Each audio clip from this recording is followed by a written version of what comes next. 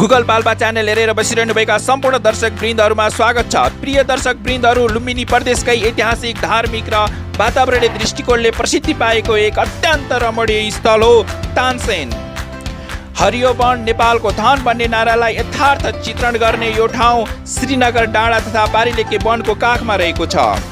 तानसेन व्यापारिक, शैक्षिक, सांस्कृतिक र पर्यटकीय दृष्टिकोणबाट हेर्दा आसपासका जिल्ला र पालिकाहरूभन्दा अग्रस्थानमा रहेको देखिन्छ।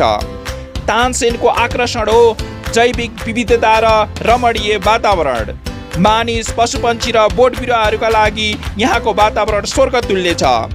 पौराणिक समयमा ऋषिमुनिहरूको तपोवन रहेको यो भूमि भगवान बुद्ध र उनका शिष्यहरू समेत दुर्लभ, अमूल्य र गुणस्तरीय जडीबुटीहरू खोज्न यो क्षेत्रमा आउने गरेको किम्वदन्ती रहेको छ। वर्तमान समयमा फस्टाउँदै गइरहेको कृषि व्यवसायमा प्रशस्त सम्भावना बोकेको यो क्षेत्र हरेक प्रकारको कृषि उपजका लागि उपयोगी छ। तपाईँ पनि कृषिमा आफ्नो भाग्य आजमाउन चाहनुहुन्छ भने आउनुहोस्। तपाईँको भाग्य चम्काउने काम समृद्धिका लागि हरियाली प्रणालीले गर्नेछ। 2076 साल भाद्रमा कम्पनी ऐन 2063 अनुसार रजिस्टर गरी केन्द्रीय कार्यालय तानसेन 4 पाल्पा रहने गरी तानसेन नगरपालिकाको कार्यालयदेखि पश्चिम भेगमा पर्ने मगरपानीमा स्थापना गरिएको यस समृद्धिका लागि हरियाली प्रणालीमा 7 जना शेयरधनीहरूको कुल 70 लाख लगानी रहेको छ। नाफा भन्दा पनि बाँझो रहेको जमिन प्रयोगमा ल्याउने उद्देश्य सहित खोलिएको यस संस्थाले बेरोजगार युवाहरूलाई समृद्धिका लागि कृषि कार्यक्रम सञ्चालन गरी आर्थिक स्वावलम्बन र समुन्नत भविष्यका लागि कृषि पेसा भन्ने नारा सहित देश विकासको लागि कृषिमा हरित क्रान्ति ल्याउने कार्यमा नेपाल सरकारको हात बटाइरहेको छ। पछिल्लो समय पुर्खाले अँगालेको कृषि पेसा लत्याएर रोजगारीका लागि विदेश जाने युवाहरूको संख्या बढ्दै गएको, कृषि पेसा त्याग गरी नयाँ पेसाको खोजीमा लाखौं व्यक्तिहरू सहर बजार पलायन हुने संख्या वर्षेनी वृद्धि भइरहेको, कृषि पेसा प्रति घट्दै गइरहेको मोह आदिका कारणले गर्दा हाम्रा डाँडा पाखा पखेरा, खेत खलियान, कृषि योग्य जमिन समेत उजाड बन्दै गइरहेको सत्य तथ्य हाम्रो अगाडि नै छ।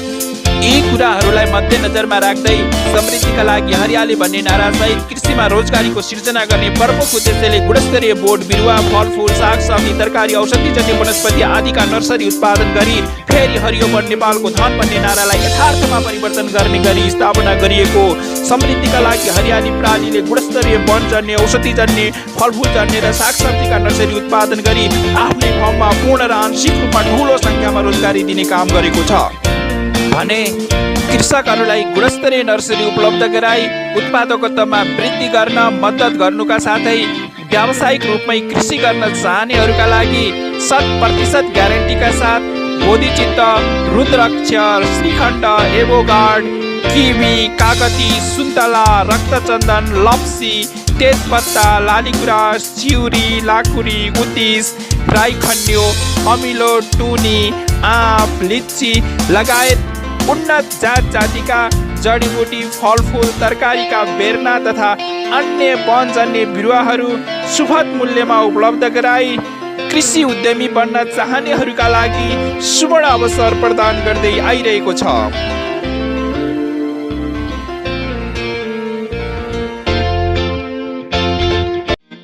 अधिकांश महिला शेयरधनी रहेको यस कम्पनीका अध्यक्ष डबकला राउतले सरकारले बाध्यात्मक वैदेशिक रोजगारीको अन्त्य गर्दै मुलुकभित्र रोजगारीको सिर्जना गर्ने नीति अवलम्बन गरेको बेला वैदेशिक रोजगारीबाट फर्केका युवाहरूलाई कृषि क्षेत्रमा आकर्षित गर्न सकिने कुरा बताउनुहुन्छ। नेपालमा रोजगारीको अवसर मुख्य गरी सेवा उद्योग र कृषि भए पनि वैदेशिक रोजगारीमा जाने अधिकांश नेपालीहरूको पृष्ठभूमि कृषिसँग जोडिएको र अधिकांश अदक्ष कामदारहरूको रूपमा रहेको सन्दर्भमा स्वदेश फिर्ता पश्चात उनीहरूको निमित्त कृषि क्षेत्र नै पहिलो हुने उहाँको भनाइ छ। कृषि क्षेत्रमा आधारभूत पूर्वाधारको उपलब्धता र सुविधामा वृद्धि, व्यावसायिकरण र वैज्ञानिक प्रणालीको अवलम्बन कृषिजन्य आयातलाई विस्तापना गरी कृषि उत्पादनमा निर्यात समेत हुन सक्ने उहाँ बताउनुहुन्छ।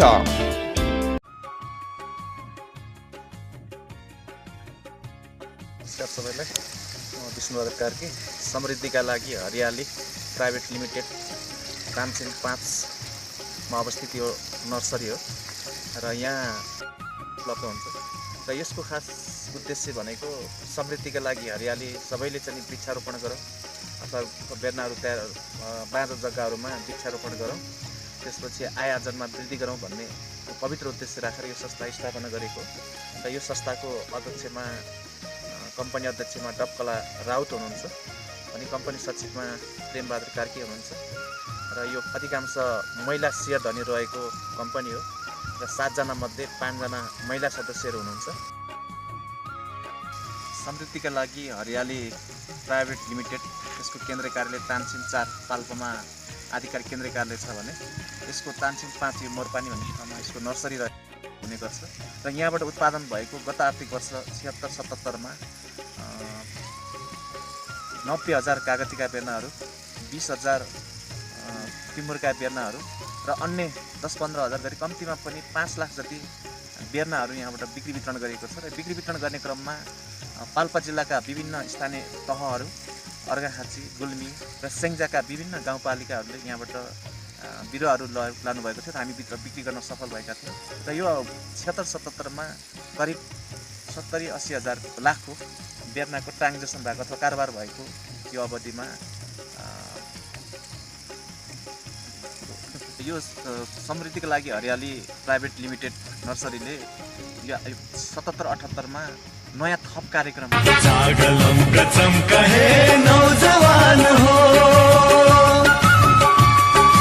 आफ्नै ढङ्गले नयाँ रङ्गले देश सिंगार्न आयो। जागलम गचम कहे नौजवान हो आफ्नै ढङ्गले नयाँ रङ्गले देश। पुष्प व्यवसायलाई अगाडि बढाउने र गमलामा बेर्नाहरू उत्पादन गरी बिक्री वितरण गर्ने र यो पटक चाहिँ तरकारीका बेर्नाहरू विशेष गरी हामीले फलफुलका बेर्नाहरू, बन्नेजन्ने बेर्नाहरू र जडीबुटीका बेर्नाहरू उत्पादन गर्दै आएका थियौँ भने यो आर्थिक वर्ष 77-78 साउनदेखि हामीले तरकारीका बेर्नाहरू पनि उत्पादन गरेका छौँ। तरकारीका बेर्नाहरू पनि तानसिम नगरपालिका लगायत हाम्रा छिमेकी स्थानीय तहका कृषकहरूले यहाँबाट आएर काउली, ब्रोकाउली, बन्दा, साग हरू पनि लिएर जानुभयो। त्यस्तै गरी प्याजको बेर्ना पनि हामी तयारी गरिरहेका छौँ र मौसम अनुसार अथवा बेमौसमी तरकारीहरूका बेर्नाहरू पनि उत्पादन गरेर बिक्री वितरण गर्ने र यो पटक चाहिँ अलि जमिन पनि विस्तार गर्ने र अर्को नर्सरी बागमडीको रूपमा पनि लाने हामीले चाहिँ माउ बोट पनि तयार गर्ने उद्देश्य अनुसार हामीले अहिले 70-80 वटा कागतीका बेर्नाहरू तयारी बेर्नाहरू उत्पादन गरेर लगाएका छौँ। त्यो राम्रो भइरहेको छ। त्यसैले हरेक खालका बेर्नाहरू पनि हाम्रो नर्सरीमा हामीले नमुनाका रूपमा राखेका छौँ, लगाएका छौँ र यो अहिलेसम्म राम्रो देखिएको छ र आगामी दिनमा अझै यसलाई चाहिँ टिस्यु कल्चरको रूपमा लैजाने भन्ने खालका कार्यक्रमहरू हामीले चाहिँ त्यसमा योजनाबद्ध हाम्रो चाहिँ कार्य समितिले अथवा यो चाहिँ कम्पनीले अब यसलाई नयाँ खालको प्रविधि अपनाएर टिस्यु कल्चरबाट पनि बेर्ना उत्पादन गर्ने र बिक्री वितरण गर्ने लक्ष्य राखेर अगाडि बढिरहेको छ। जागलम गचम कहे नौजवान हो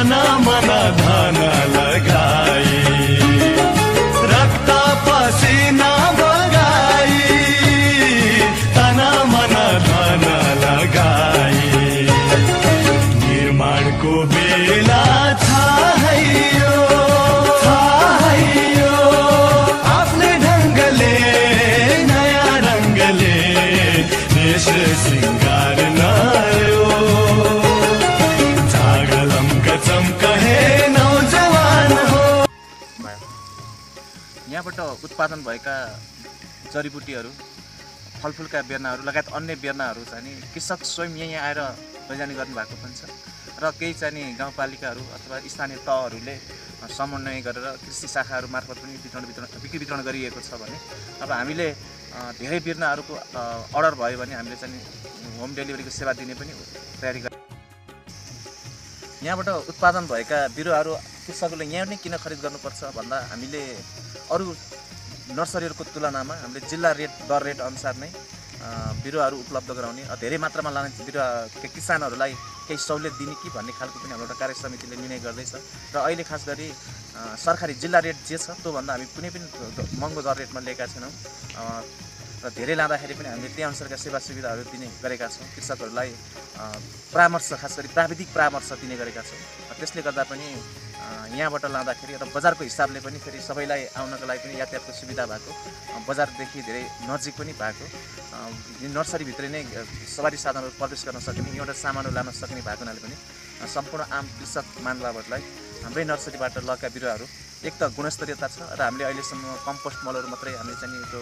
युरियाहरू कुनै पनि मलहरू प्रयोग गरेका छैन र नर्सरीको मापदण्ड अनुसार नै बिक्री वितरण गरेको हुनाले पनि कृषकहरूले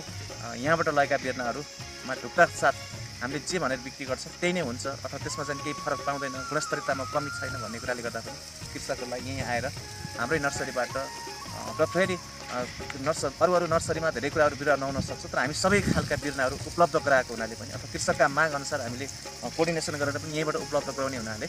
सबै बिरुवाहरू चाहिएको खण्डमा कृषक महानुभावहरूलाई यहीँ आएर लिएर जानको लागि म हार्दिक आग्रह गर्न चाहन्छु।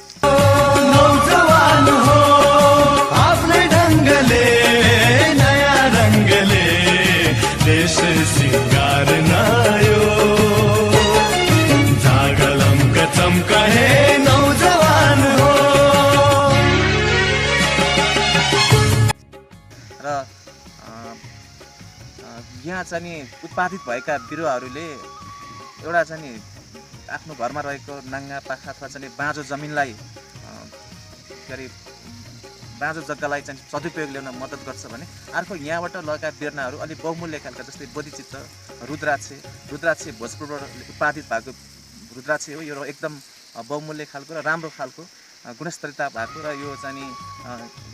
धेरै प्रभावकारी खालको र त्यस्तै गरी बोधिचित्त एउटा व्यावसायिक रूपमा यति महँगो खालको बिरुवा पनि यहाँ उपलब्ध हुने खालको र अर्को फेरि हाम्रो ठाउँ सौदो भूगोल सौदो अनुसारका कागती सुन्तलाका बिरुवाहरू लगायत अन्य वन्यजन्य बिरुवाहरू पनि भएको हुनाले हाम्रा बेरोजगार युवाहरूले यो आफ्नो बाँझो जमिनलाई अथवा आफ्नो सदुपयोग हुन नसकेको जग्गालाई रोजगारीको अवसर सृजना गर्नका लागि र त्यो जमिनलाई संरक्षण गर्नका लागि, भूक्षयबाट नियन्त्रण गर्नका लागि र आफ्नो